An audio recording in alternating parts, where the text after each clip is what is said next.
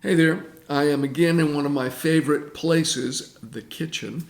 I like to cook, and I love it when people enjoy the food that I make.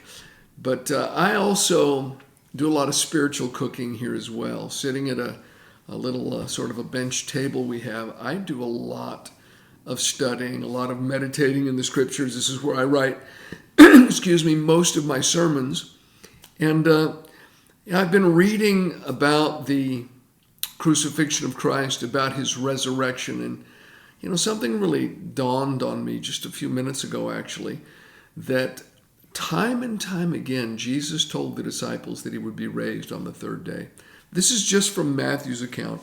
Matthew 16 and verse 21, Jesus said, it says, from that time, Jesus began to show to his disciples that he must go to Jerusalem and suffer many things from the elders and chief priests and scribes, and be killed and be raised the third day. And then in Matthew 17, beginning in verse 22, now while they were staying in Galilee, Jesus said to them, the Son of Man is about to be betrayed into the hands of men.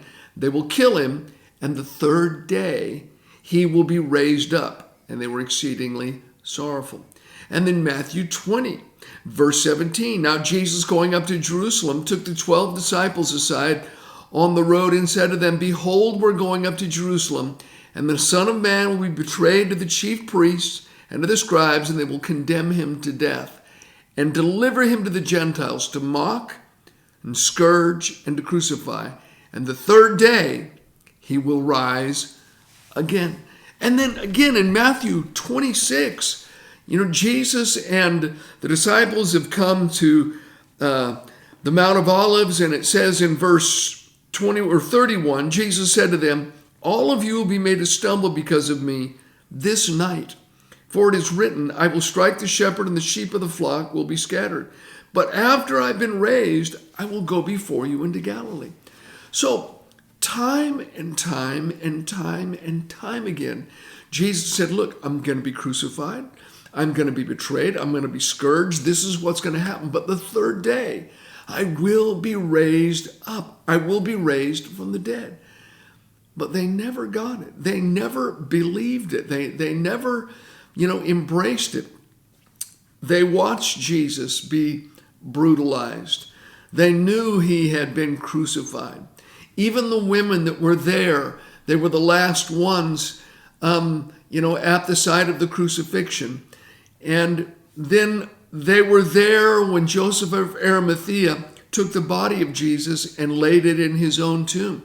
They saw the stone rolled on the tomb, and then they rested on the Sabbath, and then they're coming early Sunday morning with spices to anoint his dead body. They could only think of him as dead.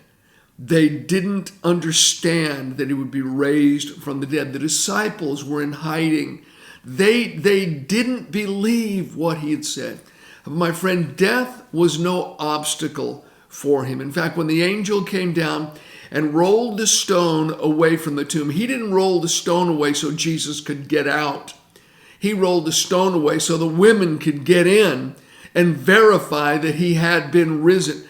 My friend, he was raised from the dead without the stone being rolled away. He left the grave clothes there, and he walked right through the wall of that tomb. He was already gone by the time the angel came down from heaven with that earthquake and rolled the stone away.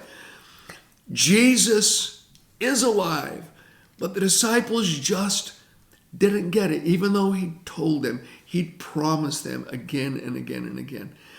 And, I was thinking, if something so final as death was no obstacle to him, could not keep his word from coming to pass, how much more should we just rest in his promises? Be that a promise for the salvation of our family, be that a promise for the healing of our bodies, meeting our needs, a promise for peace. My friend, God's word is good. And sometimes things may look bleak. I mean, like I said, they saw Jesus brutalized, that they saw him tortured, they saw him murdered, but his word came to pass. And sometimes we're experiencing that Friday. Things are looking bad. We can't see how these circumstances could ever be resurrected. But friend, if God promised, it will come to pass. He is true to his word. So I just want to encourage you, dig into the promises of God. Lay your hope upon them and rest securely upon them. God's word will come to pass.